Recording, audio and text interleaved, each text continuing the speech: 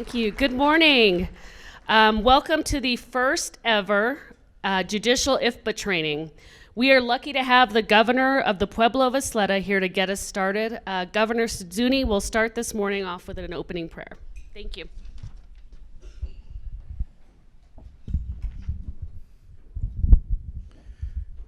Maguam, good morning. When I him how in him carrying him away in him pure in your Kim how in I, which give other in a bab of mucha in a bab which in Biban I, ki how I use I, ki carry birkin I, you know, pure the lemina, three the when in I, why the fear, you warm and I cool and I, the one who in die when and ki how am I, know them down in the when in I, how I had it, but why the fear, you warm and I cool and I Kim how in I, in a bab of mucha in a bab of which bây giờ làm đó hao kim khao nãy giờ hiện là chút tin là bé bụng mua tin là bé bụng về thứ ai biểu về ai mà khao ao về mà kéo về con khơi yếu them kỹ tu them ấy thì mà máy đó là them nãy ui de phiêu de kim em ấy thì về nó thứ nắp biển nó mình ai hao mà là bé bụng mình làm kim khao này bắt cha nó khơi thứ de về đến ai nó hướng tiền mà nào về mình ai mà nào go mình ai em thêm mua là biểu về xe là bé cá cha mắm nó pì này kim khao và pì một tập cho bé của mình xong piệm thì bà hao hiểu hay là chưa mình là bé bụng mua mình là bé bụng về tiempo mau về mi mau go mi in hơi tiền mà về hem ấy thì mà go hem ấy thì bây giờ làm đó kim khai nó bắt cha tạo cái này vậy nên ai why they fear he wow mình ai cứ wow mình ai hơn khơi khá phải kéo phải tại bồi family ở cơ mình phải mà cũng phải mong bê và thôi mình ai kim khai nó bắt cha haven't them what them tạo cái này để cú ý cứ nè hơn khơi mà cứ quan chờ giờ làm đó kỳ khai đi sai kỳ cái việc nàyว่าแต่แม่ได้ไปแจ้ไม่ได้มิกแต่ว่าแต่มิกเอาที่กลุ่มมิกที่เชื่อมิกแต่ว่าในได้แม่ได้เห็นมันมั่งความแต่ในห้องทีมมันได้เห็นไม่ตีมันก็เห็นไม่ตีไม่หาฉันบ่มั่งกิมข้าวว่าจะนับปีเฉยแต่แม่ก็จะมั่งนับเป็ดเฉยกิมข้าวด้วยใส่กี่กระเบื้องไหนตัวก็มิกว่าเชื่อหานั่นทุเรศมันไปก่อนแล้วที่เป็นมาเสียมิกนู่นแต่มาเชื่อจุดปีไอ้ตื้อไอ้ท่านไอ้เชื่อไหนมันไปเหอะมันไปเหอะแค่ทุเรศวันไหนเคยเห็นบ่มาว่าโหเฉยมาว่าเจ้าเฉยฮาวกิมข้าวนี่แกวิน thank you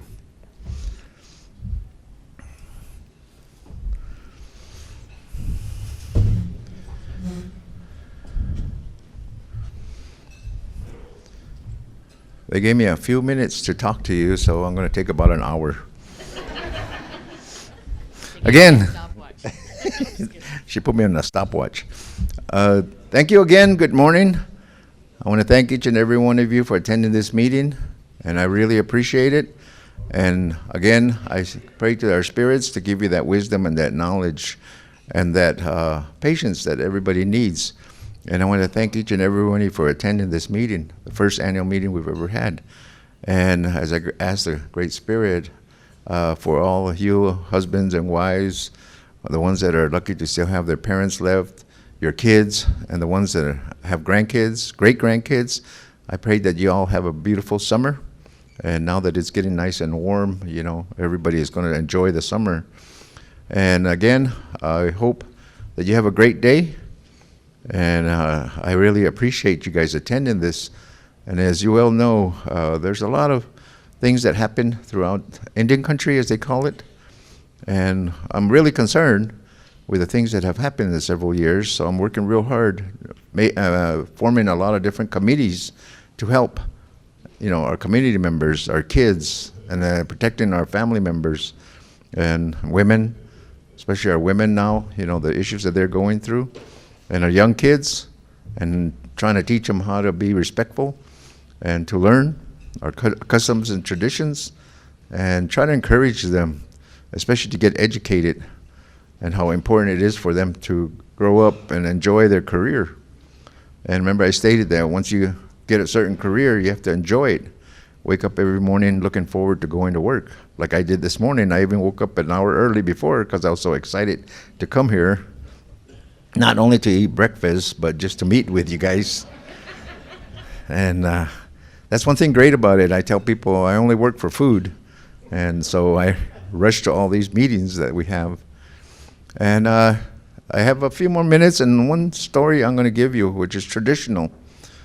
And it's very important to us, as you well know. One of the most important things we have is our river system. And I'm working real hard to protect it. And it's very important to us. That's our lifeline. That has been our lifeline for many, many years. And as you well know, the Pueblos are all alongside a river. And that's where we have our traditional activities. That's where we get life, and of course, water in our crops and everything, and our animals that drink water from there.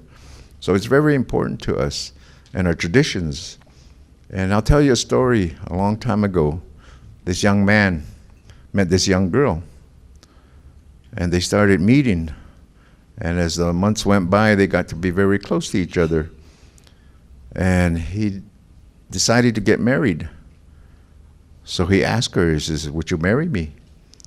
And she agreed. And so they went to his parents, and they have to, in our tradition, they have to get permission from the parents to get married. So he went to his mom and dad and told them that, "I want to marry this girl." And of course, they both, the mother especially, started crying. And they're so excited that their young son was going to get married. And again, they went to the girl's home, and they told the parents too, and both of them were excited. And that was the first time that their young kids were going to get married, so they were all very excited. And they got married, and again, another tradition is the man has to provide the home. And so the father said, "I have to give you some land. You have to build a home for your wife and the kids that might come up." So as you know, or here, you see all the mesas that we have, the lava beds and everything.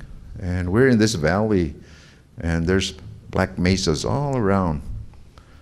And this man, this father, had this land right below the mesa over by the freeway. So he gave him some land to build a home. And he was all excited to get some land. So he built a home for his wife, And his father helped him, and it's a traditional home. And of course, they got married, and they were sent to their home. That's another tradition. They are given that home and to reside in. So they were very excited to have a home. And as the year went by, the girl got pregnant. And the husband was so excited. And the parents, that was going to be their first grandchild. And of course, the grandmothers started crying right away. And another tradition is the grandmother names the child. So the grandmother of the daughter, the mother, was so excited and didn't know exactly if it was going to be a boy or girl. But she was so excited that it was going to be her first grandchild. And the time came, and the baby was born, and it was a little girl. And the grandmother started crying. She said her first grandchild is a granddaughter. And as you well know, I have 5 daughters, so I've always been excited to have my daughters, because from there I have grandkids. And the grandmother was so excited, and tradition, the grandmother names the child, traditional name. So grandmother was worried, her first granddaughter, and had to find a name. And as you well know, a name is very important to us, to you. That's how you go through life, with your name. And so the grandmother was thinking, what am I going to name my granddaughter? My first time. And she was worried, but at the same time she was excited. So that one morning, they named their grandkids in the morning. So she was walking up to the house, the home, and she's looking up in the sky, looking in the ranges, looking up in the forest, and asking the spirits, "Please help me, give me a name, a traditional name, that I can name my granddaughter, that it will carry on." And she was getting closer, and it started to rain, sprinkle. And she goes, "That's a sign. That's a sign that the spirits are giving me." And she's coming up with all kinds of names, for her granddaughter. She's getting closer to the house, and she looks up at the mesa. And as you well know, there's a lot of black stones and red stones and white stones. And she looks up, and they started rolling off the hill, because the rain was hitting them. And she looked up and she says, "That's a sign from the spirit." And a traditional name is Hiltlur, falling rock. And she goes, "That's a sign from the spirit. That's a traditional name, and I'm going to name my granddaughter Falling Rock." And you've probably heard that, Falling Rock. And so she goes and she names her granddaughter Falling Rock. And the whole community knew her, and it's a traditional name. And so as the years went by, Another tradition is that, as I told you, the river is very important to us. And one thing that years and years ago, they used to go get water to drink. And the grandmother made a pottery for her little girl, Falling Rock, for her to go get water and learn how to go get water. The mother, when she started growing up, then started walking her to the river. And it's a pretty good distance to walk to the river. And she started teaching her daughter the traditions, and then would go get the water from the river. And the father was always excited to see her daughter coming home with a pottery full of water. Anyway, one morning they wake up, and the mother calls out for Falling Rock. He says, come on, let's go get some water. And she looks, and she doesn't see her daughter. And she tells her husband, I don't know where Falling Rock is. Where is she? And they both go into her bedroom, and she's not there. So they walk into the living room, and there was a stand where they used to put their pottery. And Falling Rock's pottery was gone. So right away they made an assumption that she might have gone after the water by herself. So they walk outside, and sure enough, there's tracks headed towards the river. And the mother started thinking, I wonder where she's at. So they hurry up, and they walk to the river. And as they got close to the river, there's Falling Rock's pottery sitting at the edge of the riverbank. And right away, they made an assumption. So the mother started screaming her name. The father started screaming her name. And they started walking down the river. And of course, they were both crying. So they get close to the village, and the people here in the village heard the name too. And they had known her for years. So they walk over to the river. And the whole community is walking up and down the river, yelling out her name. Please, the mother kept on saying, Falling Rock, please come back. Please. And that has gone on. And you know, to this day, if you drive through that Coors Road in the valley there, there's a sign that says, watch for Falling Rock.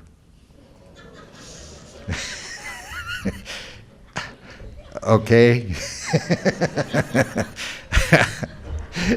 I know some people will put their heads down, but of course, traditions, and I like to tell everybody that story. And you'll always remember that name, because I know some of you live up in the mountain ranges, and you'll see that sign, and you'll remember today on Falling Rock. And thank you so much for being here today, and I hope you have a great day, and really appreciate it, and hope to see you again. Thank you so much.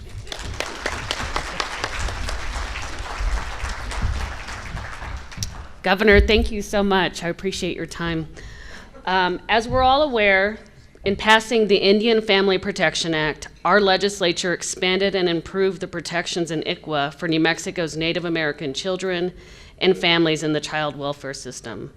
I participated closely in the planning and training for today and yesterday. And what I discovered is that there is so much heart and soul that went into the passage of this legislation. This act is the result of a multi-year collaboration effort between the 23 tribes, pueblos, and sovereign nations in New Mexico. As trial judges, you've been given a tremendous responsibility.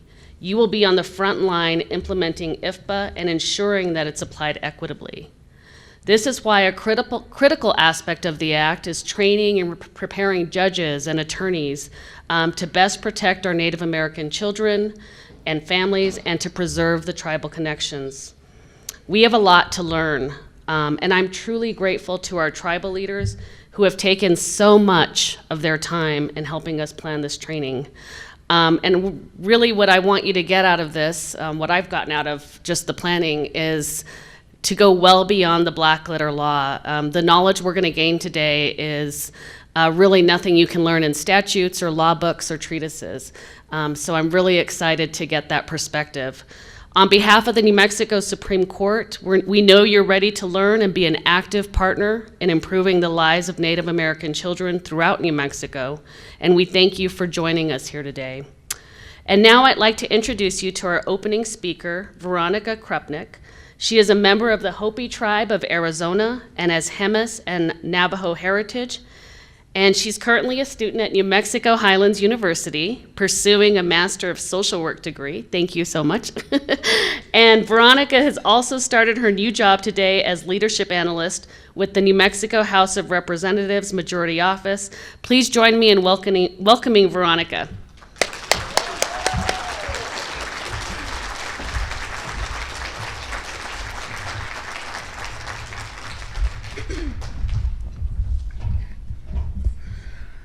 Okay. Well, good morning, and thank you for that kind introduction. I feel very honored to be in this room and to be part of the conversations last night and to have received the invitation to address you all this morning. When I asked one of the organizers of this gathering what they wanted me to touch on or address, they very enthusiastically said, "Just do what you do best and be yourself." So that's exactly what I plan to do this morning. I was born Veronica LeClaire Howard, the daughter of two vibrant, free-spirited, but also lost teenagers. From what I can piece together from the fading memory of a toddler, I was a happy and cared-for child, being raised primarily by grandparents, great-grandparents, aunts, and uncles. And at the time, being the only grandchild, there were no complaints from me. And if love alone were enough to change the situation or someone else's history or story, my life would have looked very different. But my biological parents were running from their own past, their own loss, and their own trauma before I even entered this world. Unfortunately, over the next 6 years of my childhood, I would watch my parents slowly slip further and further away from their family, their community, and their daughter, me, and become completely enveloped in their relationship with drugs and alcohol, blindly hurting themselves and those around them, often those who loved them the most. What felt like a lifetime later, I learned that these actions were not out of a lack of love or care or dedication to me, or choosing a substance over me, but a reaction to the pain that they had endured in their own young lives and had kept deep inside, that was now not only taking them down, but was also taking their child with them. At 6 years old, I entered the New Mexico foster care system, and I became part of a statistic, another Native child disappearing behind the red tape of child welfare. At 7 years old, I was joined by not one, but two of my younger siblings, and the brief window of my childhood closed as I became the closest thing they had to a parent. At 9 years old, I went to school one day and never came home. I'd been placed in my 7th and final foster home with nothing but what I left with for school that day.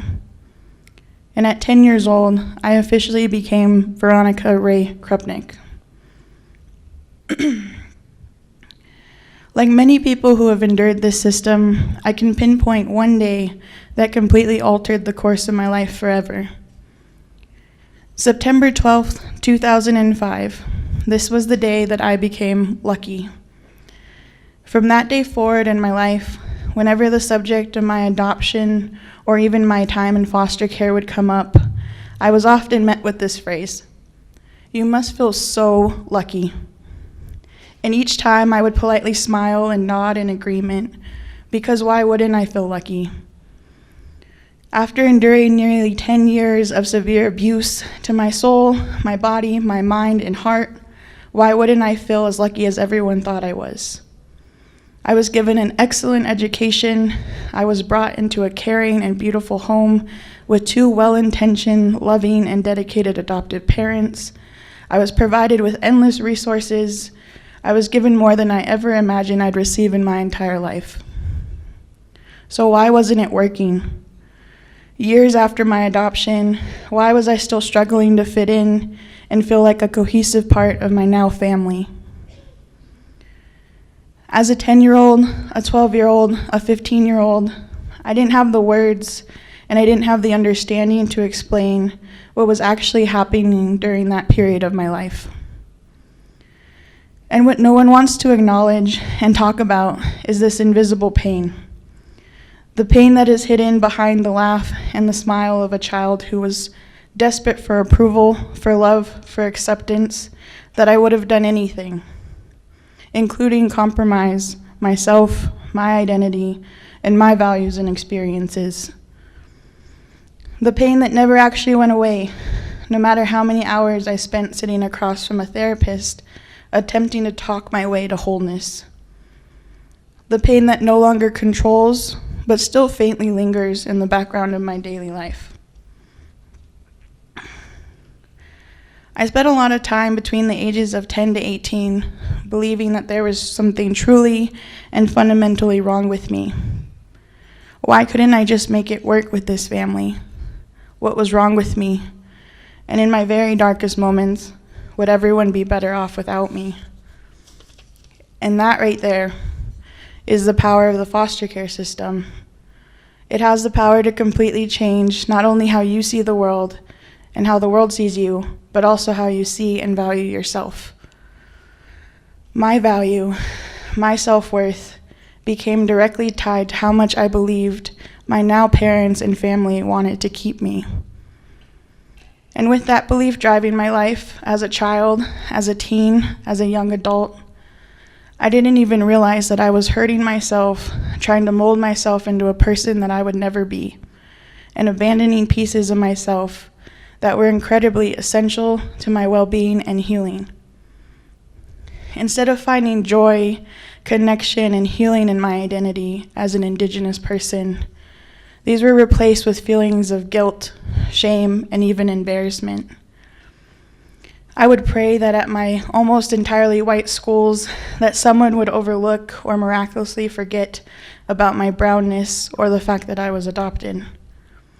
I did everything to ensure that I, Veronica Krupnik, was normal and fit in. And in this environment, that meant leaving my indigeneity at the door. The separation from self and identity, on top of the confusion and stress of transitioning into a new family, sent me into a full-blown spiral. Fight, flight, freeze, fawn. I'm sure we're all familiar with these words, and with this response to trauma, stress, and danger. And like any other child who had been exposed to the level of trauma that I was, this response did not turn off just because I now, on paper, had a home. See, I traded physical abuse for emotional havoc. I traded being yelled at and threatened for microaggressions in my own home. I traded the warmth of a family for the comfort of being provided for. I traded fight for fawn. But see, the thing is, in reality, I didn't actually trade anything because I was a child. I was a child without a say in my own life and my own future, and these trades were made for me. And the irony of the foster care system experience is that I'm supposed to feel lucky. I'm supposed to feel saved. I'm supposed to be grateful to a system that took away and distanced me from essential pieces of my core being, my identity, my culture, and my family. About 2 weeks ago, I was sitting in a little cafe in Old Town Albuquerque when I got a phone call that no one ever wants to get. It was my biological grandmother calling me to tell me that my biological grandfather had experienced a health scare and was now in the hospital.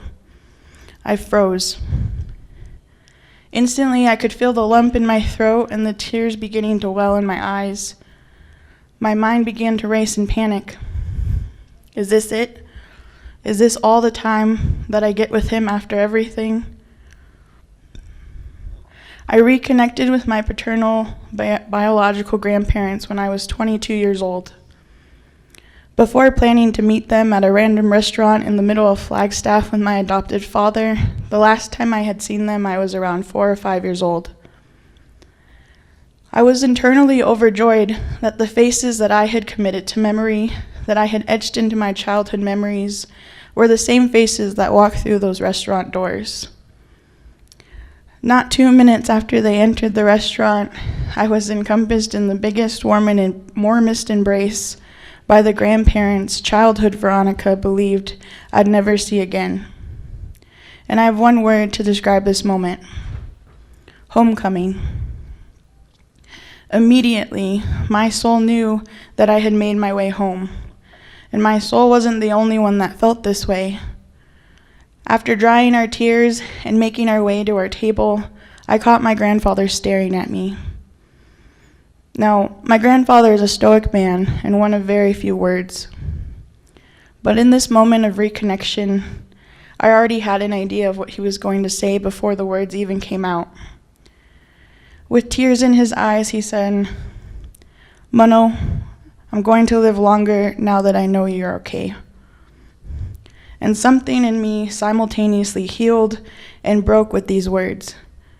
Because not only was I loved, but I was fiercely, unconditionally, and wholeheartedly loved, and had been the entire time. I share this story, a story that some may see as very personal with you, because to me, this topic of child welfare and the well-being of Indigenous families and children is personal. It's deeply personal, or it should be. I share this story because I can't go back and turn the clock and get those 18, 19 years back with my grandfather, with my grandmother, with my family, no matter how badly or desperately I want to. And to think of how close I was to losing him forever. So I want to do everything in my power to ensure that other children and youth, especially those from our Native communities, don't have to feel this feeling. Recently, I was doing an interview with a local reporter who focuses primarily on child welfare issues. And we were able to have a surprisingly honest conversation about what is at the front of many Indigenous advocates' minds right now. And that's the current challenge and case against the Indian Child Welfare Act, or ICWA. And for those who haven't heard me speak on my story before, I have had personally an interesting, a difficult and unique experience with being an ICWA case myself. Whereas the eldest sibling, ICWA applied to me alone and did not apply to my younger siblings. I'm an enrolled member of the Hopi tribe of Arizona through my paternal side, and my younger sibling and I do not share the same biological fathers. And to make matters even more complex, at the time, my foster parents and my now parents are white. During our interview, I was able to re-emphasize much of the perspective that is out there right now, and that I've shared many times with various stakeholders, which is the essential and vital connection, especially for Native children, between cultural connections and identity and a sense of belonging, as well as the importance of kinship relationships, placements, and involvement. But about halfway through this interview, I started to share that even though I had the love and connection from my adoptive family, I still felt very disconnected and isolated. That I was always searching for a piece of myself that was missing, that I didn't feel like I quite fit in anywhere. I like to explain that it was almost like I was walking around living everyday life, feeling out of body and almost dormant. Because one of the invisible pieces that was missing in regards to my well-being and even healing was related to concentric ecology. I'm not sure if people are familiar with that term, but essentially, in this context, this is the belief that as a Native American individual, that I am kin to my environment, I am kin to my homeland, and that there's an undeniable link between myself and the land of my ancestors. And how do you explain that in Western world, in child welfare? How, as a foster child and then adopted child, do I tell my parents that one of the rare times where I truly felt fully alive and awake again was visiting the land where my people have called home since time immemorial? And on top of all of that, how am I supposed to thrive when I'm missing pieces of my holistic being? See, there are pieces to Indigenous culture and communities that can't be quantified, can't be explained, can't be documented. And because of this, these vital pieces of identity and sense of belonging get dismissed. And this is only one example. So where do we go from here? Especially when there is this looming threat to tribal children, families, communities, and sovereignty looming in the background. We don't give up. We continue to lead by example. We continue to push ourselves to learn and grow and expand not only our knowledge, but our patience, our cultural humility, and our compassion. We not only hear out perspectives of lived experts, but center and prioritize them in policy, practice, and decision-making whenever possible. We see these IFBA and ICWA cases as more than a headache or extra work or a JQ number. We see the children and the faces behind those numbers, and this is reflected in how we speak, how we hold space, and how we relate to those we work with. As someone who has lived the system and now works within that same system, one of the most concerning things that I see daily is the routine and distance professionalism has taught and ingrained in us. But let me tell you from my personal experience, removing a Native child from their home, their family, their community, their culture, and their identity, that's as personal as it gets. So I'd just like to remind everyone that you all are in a position to make decisions for Native children that will not only change their life, but completely alter the very core of their being and how they see the world and themselves. Lastly, I will say that I'm hopeful, because right now we are in such a pivotal position to set high standards for ourselves and for others, to uplift and center diverse and lived experience voices, to get creative in how we support not just the physical safety and well-being of children, but their holistic well-being, and to hold each other accountable to the goal that we've all convened here for today, which is to protect Native children and to keep Native families and communities together, intact, healing, and thriving. I want to thank you for your time and your willingness to listen to my story and to hear out my perspective, and for the authentic conversations I've been able to be a part of so far. I truly believe that the system is capable of change, and it begins with those working within the system, us, taking a look inside, finding compassion, and centering those most directly impacted, and having the willingness to step out of the comfort zone and listen with the heart. Thank you very much for having me today.